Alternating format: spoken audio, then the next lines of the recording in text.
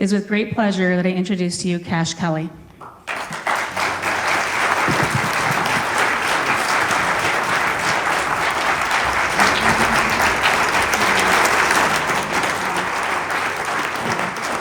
right.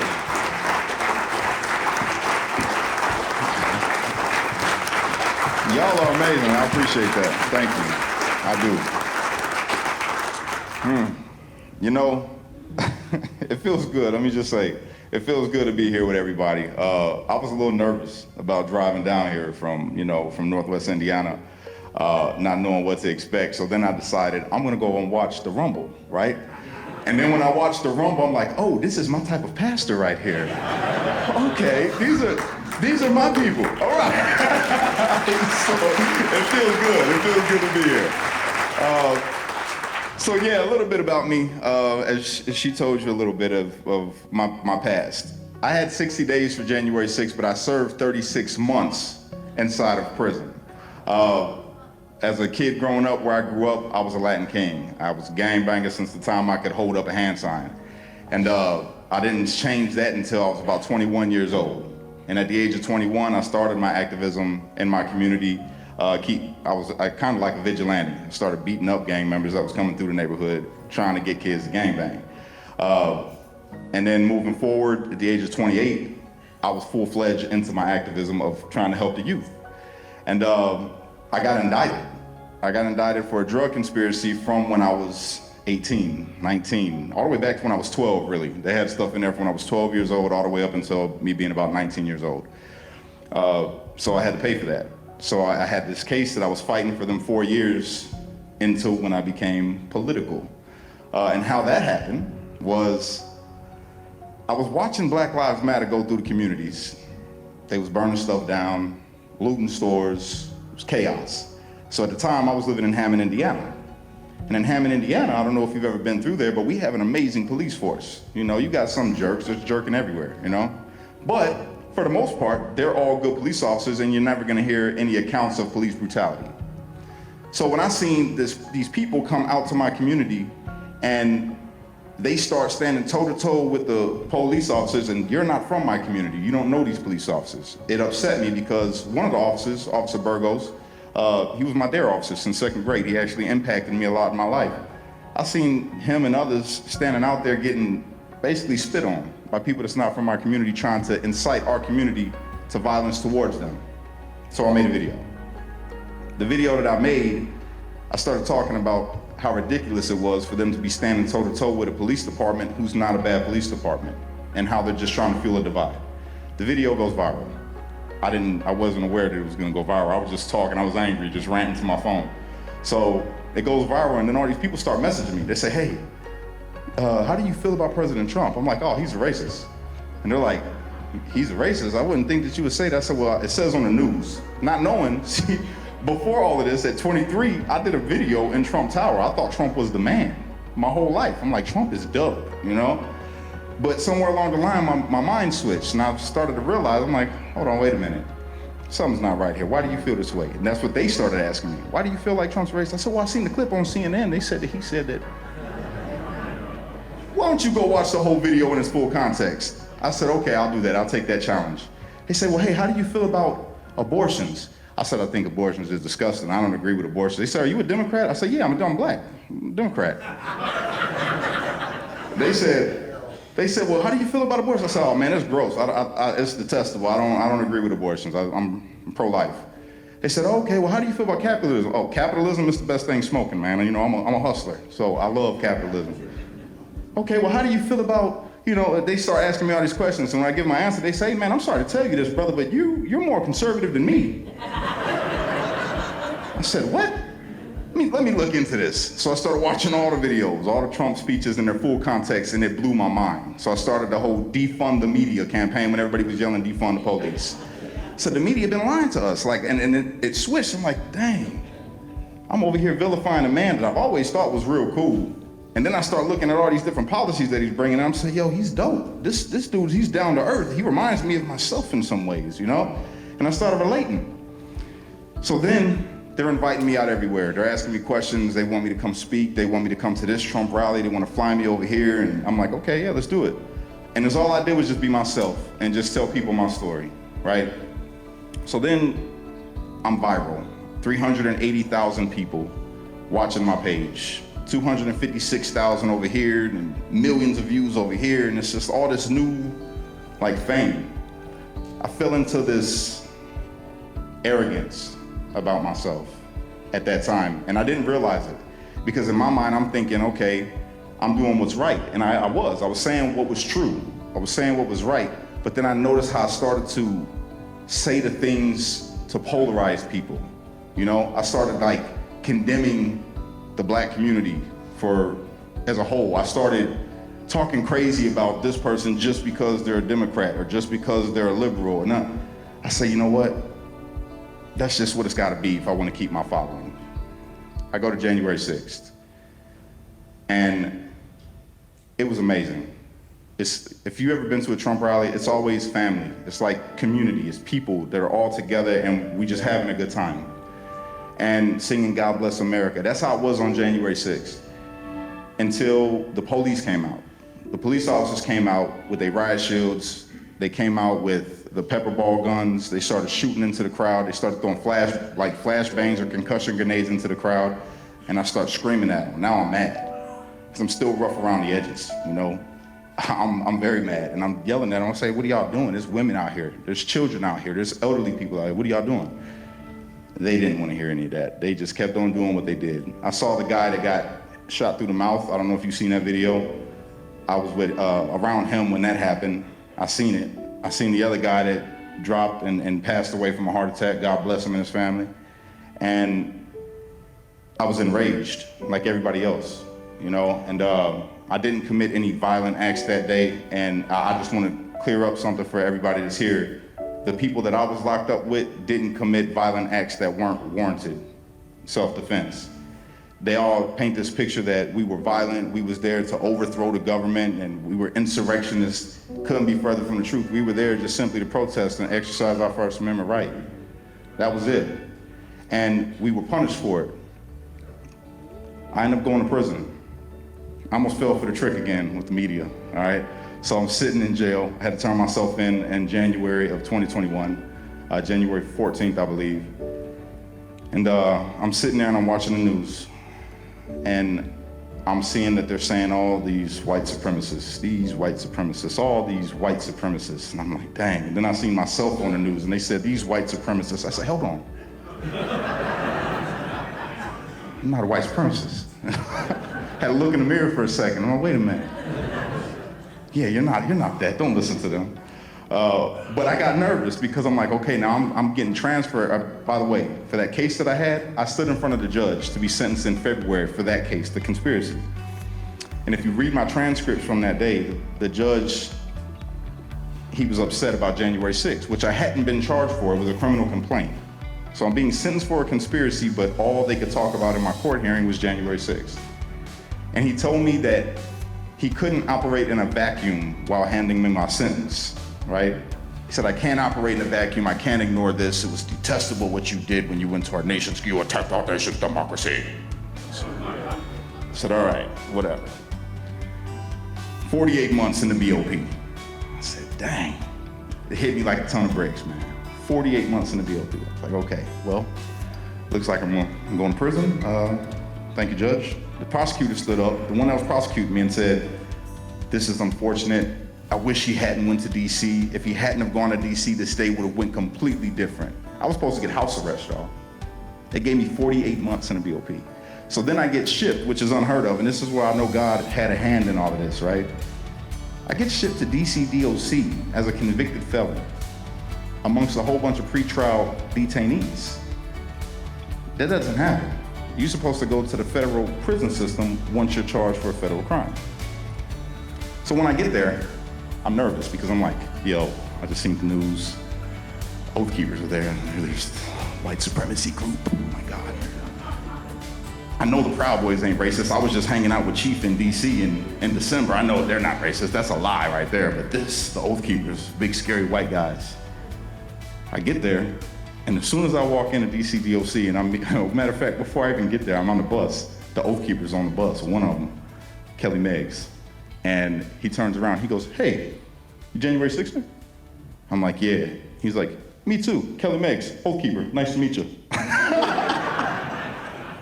Kelly Meggs, man, one of the nicest guys you'll ever meet. Kenny Harrelson, one of the nicest guys you'll ever meet. Newsflash, everybody, none of them was racist. It was all a lie. You know how I know? Because when I walked into the prison and I'm shackled and I'm chained and I'm going and they got me going like this, I'm looking at the cells, they go, oh my God, you're Cash Kelly. My wife loves your stuff, man. We follow you, we watch.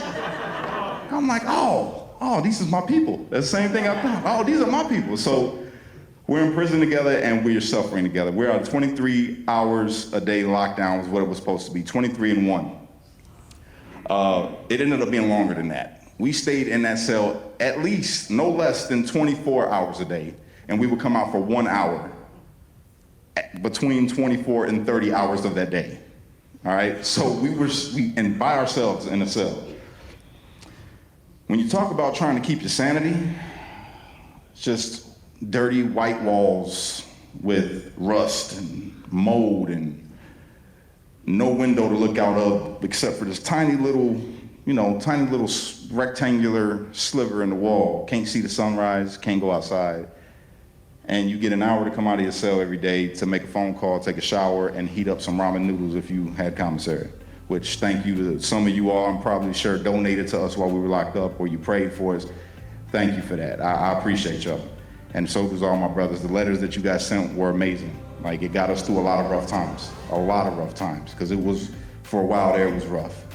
But we were close. Me and them brothers were close. We didn't look at each other based off of what religion they were, or we didn't look at each other based off of what color we were. We didn't look at none of that. What city were you from? It didn't matter. You voted for Trump. You were at January 6th. Well, you're my brother. You need something? We shared our commissary with each other. What somebody didn't have, we gave. We looked out for one another inside of there, and we even ended up trying to basically minister to the COs inside that place that was treating us like crap. You know, we won them over. We won the COs over. Before I left out of there, the COs were sad to see us go.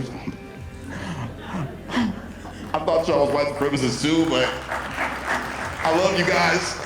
That's what it was. A lot of them COs was really sad. They said, I don't want y'all to go.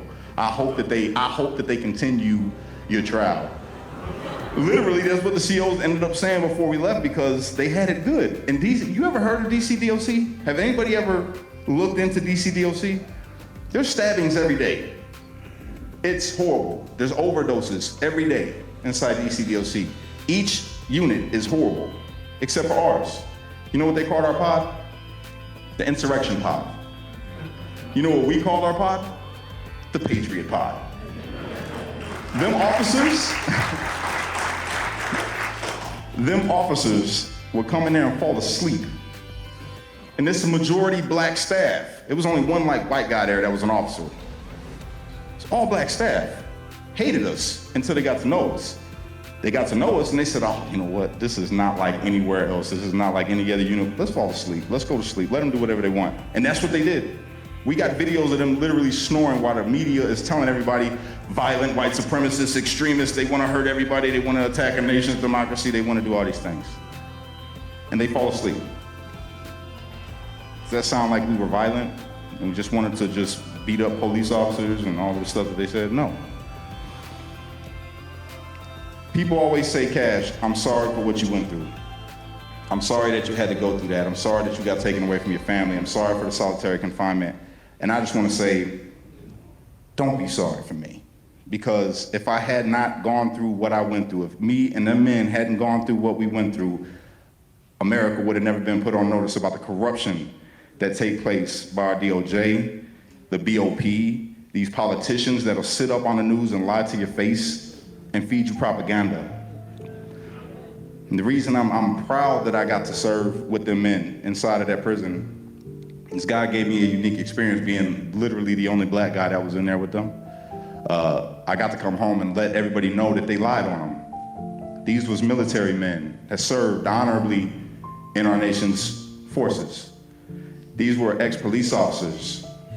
These were fathers, sons, men that run into tornadoes and natural disasters to help people. Ryan Nichols, Jeffrey McKellar, 3 Bronze Stars, Kelly Meggs, grandfather, Kenny Harrelson, husband, father, great man.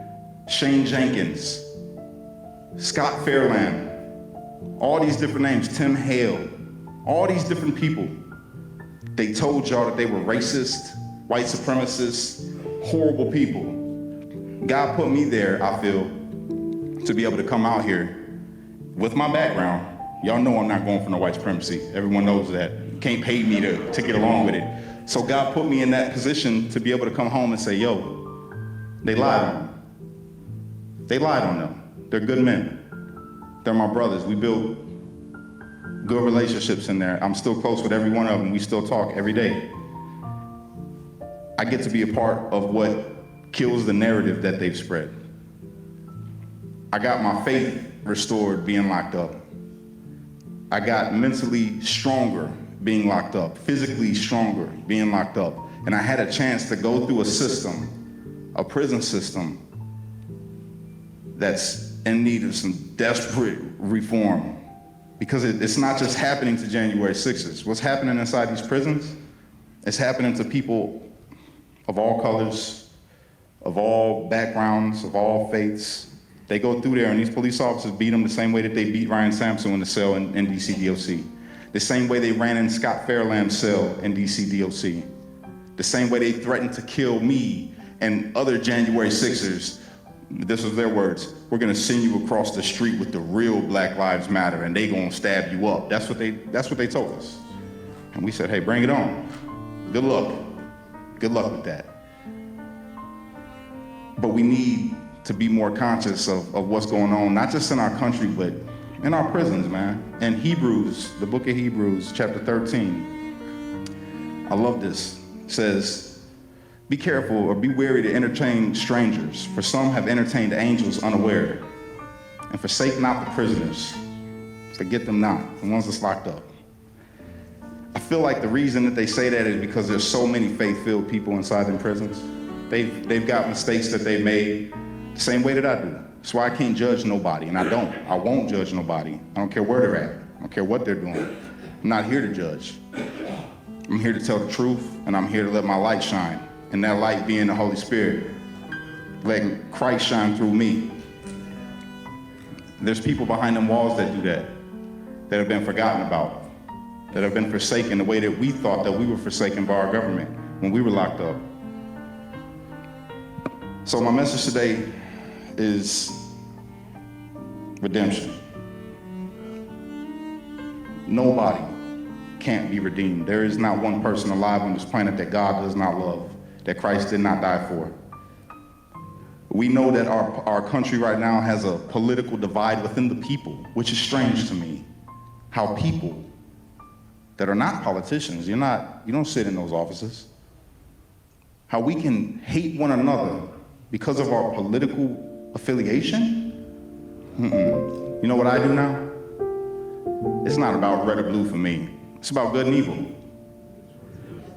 I'm divided by somebody based on whether they're good or evil. I don't divide myself from you because of your color, your politics, your hair color. It doesn't matter to me. I don't care. Are you good? What do you mean, am I good? Nobody's good. You're right. But do you got the Holy Spirit? No? Oh, you don't believe? Okay, well, brother, look, I'm gonna be praying for you. If you need me, you wanna talk about it later, we can talk. But right now, you drew the line. So I can't, what part does light have with darkness type deal, you know?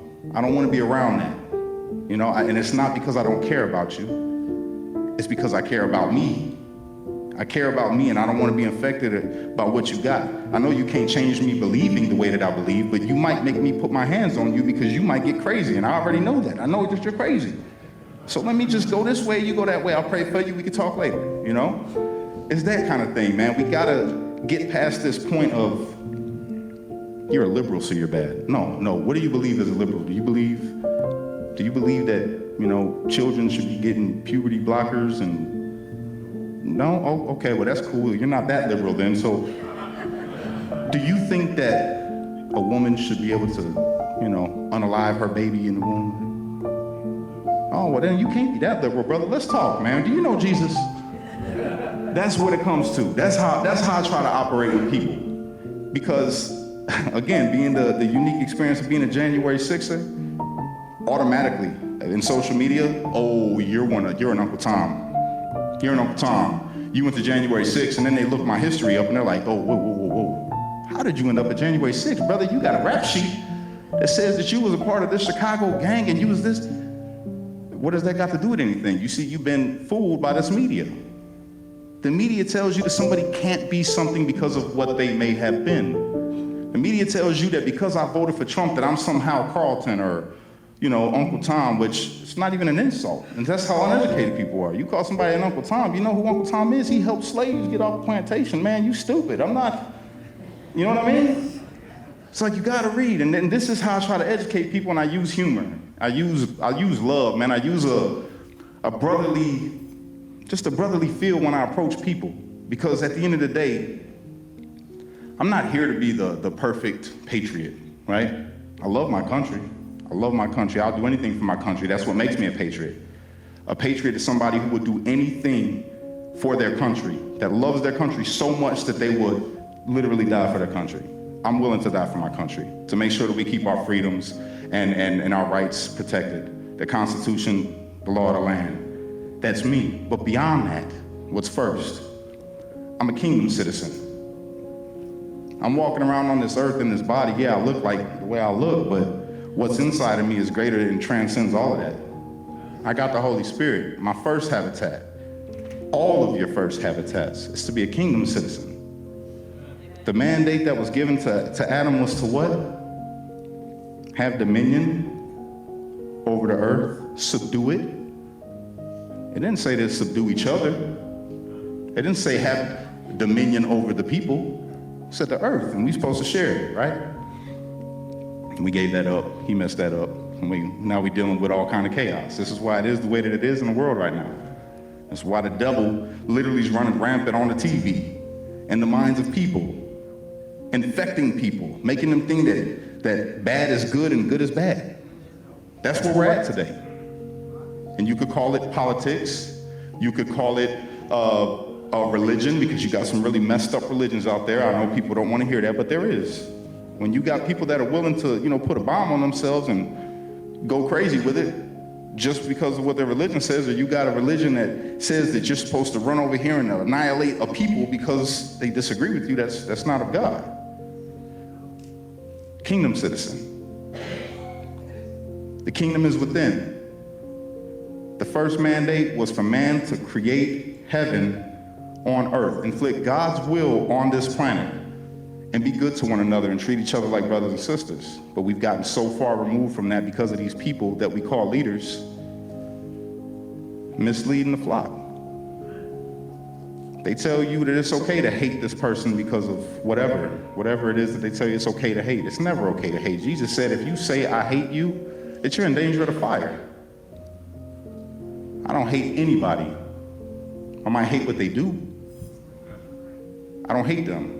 And I believe that Christ is going to redeem them too, one way or the other. If he brought me full circle, I've been a Christian when I was born, raised. I was raised in the Pentecostal church, right? Got church hurt because my friend died, left the church, started practicing the Nation of Islam, studied that. I said, oh, I can't be with this. This is kind of racist. They don't like my mom. My mom's white. I can't do that. What would that make me? If my mom's the devil, they said, I don't know what that would make me then. I'm a hybrid or something, I guess. I got up out of there. I'm like, that's not for me. Hebrew Israelites, tried that. I'm like, oh, this is equally as racist as the Nation of Islam. They just use the Bible. I can't do that either. I studied Buddhism, studied Islam, with the Quran, the actual Islam. I said, I can't get with that. They deny Jesus. I can't do it. It led me full circle back to Christ, to where now I'm talking to people and it is not even about the Bible. I just let him shine through me. And then when they say, what changed you? I can say, yo, it's Christ, man. This Bible right here, it says right here, this is what you have in store for you if you accept it. And that's it. It's that simple. If Christ could do that work in me, I'm like Paul, man. I was the chief sinner, one of the worst. One of the worst.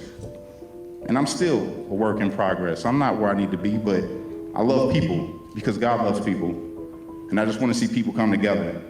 And if the people of DC DOC happen to see this, them officers that did what they did, yo, I forgive you. I'm not even mad at you. I'm not mad at any of them. God did that. What did Joseph say? Hey, don't cry. What you meant for evil, God meant for good. You didn't do this. This was God's plan the whole time. So I accept. I appreciate you guys. I appreciate you allowing me to come speak at your church, Pastor. Michelle, I appreciate you for bringing me here, and I appreciate all of you guys for listening to me and giving me a little bit of time. If I could leave you with one thing, it's, man, unity. We're better together than we are apart. God got a plan for your life and the lives of the people that we feel are out there, you know? If you notice in that Bible, them messages, them letters, them epistles in the New Testament weren't written for non-believers. Those are letters written to us as believers to strengthen our walk, telling us how to be. Jesus didn't go out there to the unbelievers and say, hey, you know, if you don't believe me, you're gonna go to hell, right? That's not what he said. He went and sat down with them and just showed them some love. And then said, hey, you know there's a gift for you. It's right here in front of you. You know, I'm gonna die for you. I'm gonna raise again for you so that you can have a relationship with God. That's all you gotta do is accept it. Thief on the cross next to him. Horrible person, I'm sure. He was on the cross, so he had to do something bad, you know? He said, yo, today I tell you the truth, you're gonna be with me in paradise. He didn't have no time to change anything except his heart at that moment. So have that faith in these people, man. We gotta get our country back together and get them back to God, like you say, Pastor. Get them back to God.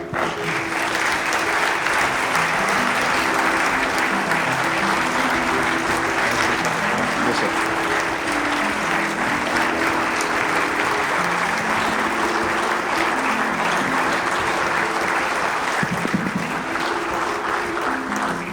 I just have some questions. 24 hours a day in a cell. Did you have any, because I've heard some testimonies from some guys, did you have anything to read? Did they let you have a book, a magazine, TV, anything? At first, no. At first, they didn't give us any books for like the first couple, I'll say the first couple days. Then they let us out of our cell to go and get whatever books that was out there, but the books were like ripped up. They were bad because they used them, the people that were in that place before us would rip the pages out to smoke the paper to use for like K2, so books was missing pages.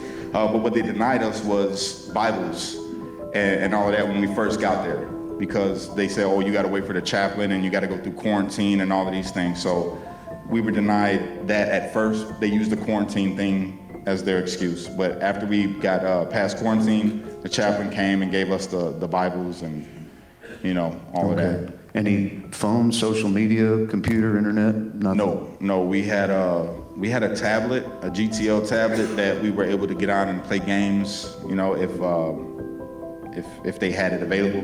If you had money on your account, it costed money. It was like 25 cents a minute to use the tablet. So it was expensive. And yeah, they gave us that sometimes, but we had to share it. There wasn't a whole lot of them. So. I've heard testimonies from guys said they never saw an attorney all the while they're in there. No chance of appeal or anything. Yeah, no, that's if you took a plea, you couldn't get an appeal because they put that in the BOP. That's how they do. When they give you a plea deal, they say, hey, you can't appeal anything with this decision. The only thing that you're entitled to constitutionally would be a habeas corpus. That's it.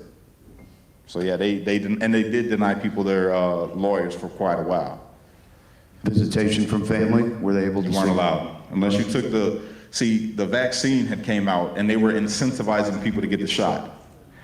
They would say, hey, you get the shot, we'll give you extra commissary. We got a bag for you with some commissary in it. You get the shot, we'll let you get a haircut. You get the shot, we'll let you shave. You get a shot, we'll let you see your family at a visitation.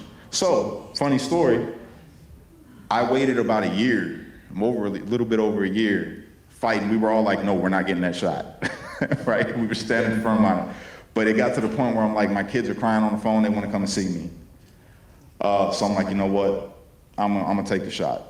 So I took the shot, the Moderna shot. It was 2 shots because I really wanted to see my babies. And they come and tell me after I get the shot, I say, hey, I want to apply for the visit. I want to have my kids come out and see me. They said, oh, how old are your kids? I said, I got young babies, and are they under 18? Yeah.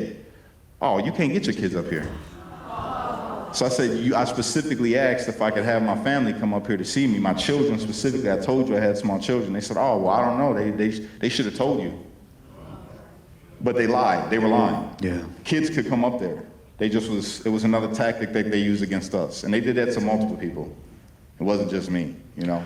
We had some people from our church that were there on January the 6th. They didn't even know there was a so-called riot until they got home and saw it on the news. That was a really crazy day. Did you go into the Capitol building at all? Yeah, Okay. yeah, I did. I was one of the earlier people to go in to the Capitol. The police said I could go. I asked them. I said, "Hey, man, I'm good." They said, "Yeah, don't break nothing, don't steal nothing." Right. I said, "All right." Right. I had a moment though. I took a picture with the statue. And then I put a caption on Facebook. I said, "Today is one of the greatest days of my life. White, black, brown, red, yellow came together to let these traitors know that we're not going to let them." And it was just this long thing. And they used it against me in court. And they said, "He's a radical terrorist, Your Honor." Yeah. That happened. So when you're there in your wake at 4 o'clock in the morning in a steel cell, what's the devil do to your mind? Depending on who you are. I mean, for me, I prayed a lot, right? And I would write. I sing. I sing and I rap and I write poetry. So I wrote a song. All these brothers was going through it, and they was losing it. Some brothers was thinking about suicide. So I'm like, you know what? I wrote a poem at first, and I was like, I'm just gonna read it to the brothers, you know, when I get the chance. And then it became a song. Can I sing it? Yeah. Excuse my voice, you guys. I'm a little scratchy. It says, when I'm at the height of a mountain, or my lowest of lows, I look to you, the maker of my broken soul. So when the world sees me as hopeless, condemns me for my crimes, I'm thankful, God, I'm so grateful you gave me this time to say forgive me, give me your grace, give me your mercy. God, please help me to change. You're who I need. God, help me be one who stays upon your path and never leaves. This walk of life ain't easy, but I know it's a test. And nothing this world can offer beats what comes next. So they can take all my possessions, every single thing I own.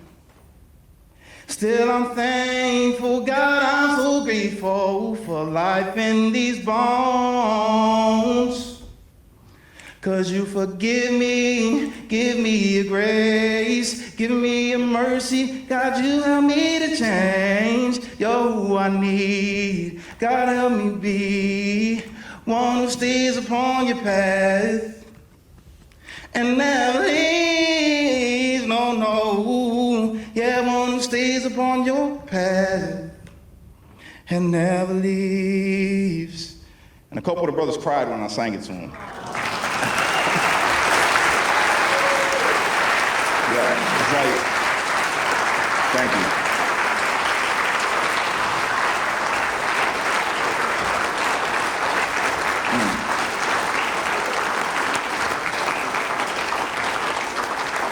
So God was in control. He gave us that time for that reason right there. you were able to talk to people in other cells and everything? And I would sing it through the door. okay. Sing it through the door and it would echo because the acoustics in there were pretty good. It probably, I think it sounded better in there than it did right here. You know? Just the last question: how did Champagne come into this whole thing? How did you meet her? Me and Champagne have 4 children together. Okay. Yeah, we have 4 children together. My beautiful wife, me and her been together a while. You know, great. a while. We finally got married, and the reason why we got married, not only because I love her and she's beautiful and just the best thing in the world, but when I came home, like this whole past year has been a process for me, like spiritually. So it's like you profess faith, right? You say that you're a believer, then why are you living wrong? You're not married. What's stopping you from getting married? And it's like, I was against getting married. I'm like, I don't want to get married ever again. I'm good. I had a failed marriage. I'm like, I'm never gonna put myself through that. But God's like, yo, bro, you can't have everything that I got for you if you're not gonna submit to everything that I need you to do to get there. Yeah. So that was a step of faith and a true show for her, because it's like she deserves it. Y'all have no idea how amazing she is, the type of mother that she is, how supportive she is, and how patient she is, because I'm a lot. I learned to nod. I learned that when she says something good. All right. Well, thank you. Thank you so much Thank for you. coming. I appreciate it.